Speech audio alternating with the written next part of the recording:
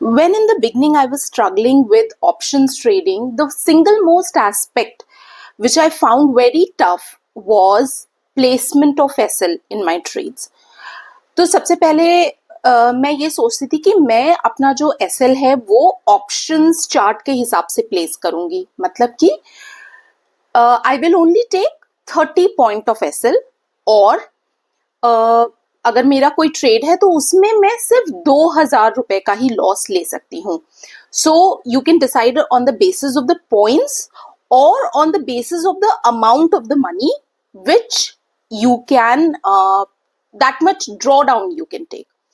And believe me, it was the worst and the worst SL placement, because market को ये नहीं पता है कि खुशबू आज ट्रेड कर रही है और उसे 2,000 रुपए का ही लॉस चाहिए, या फिर उसने सिर्फ 30 पॉइंट एसएल ही लगाया है और वो 31 पॉइंट का अगर एसएल लगा लेती है तो मुझे उसे ब्रेक नहीं करना है. ठीक है, मत करिए. सो सही तरीका क्या है?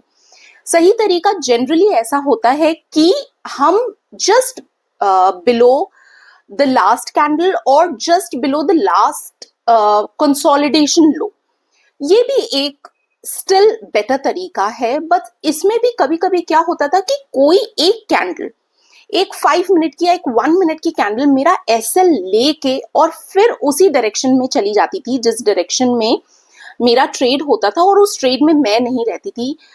It was a lot of frustration and और फिर एंट्रीज गलत हो जाती थी, हायर प्राइस पे हो जाती थी.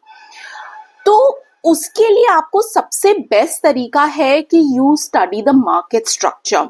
यू डिवाइस और ऑब्जर्व दोज एरियाज जहां पे सबसे ज्यादा एसएल लगे होंगे, और वहां पे सबसे ज्यादा, अगर मैं बिग बॉसेस जो इस ट्रेड को ऑपरेट करते हैं, जो इस स्टॉक मार्केट को ऑपरेट करते हैं, उन्हें कहाँ फायदा हो सकता है, जहां पे सबसे ज्यादा स्टॉप्स लगे होंगे और वहां से वो ऑर्डर उठा के फटाफट रन कर लेंगे. तो ऐसा कौन सा एरिया है जो मोस्ट प्रोबेबल एरियाज होते हैं जहां पे हमारा एसएल लगना चाहिए? You can find out that, you study that, or and it takes months and years to study. Hope this helps. Thank you.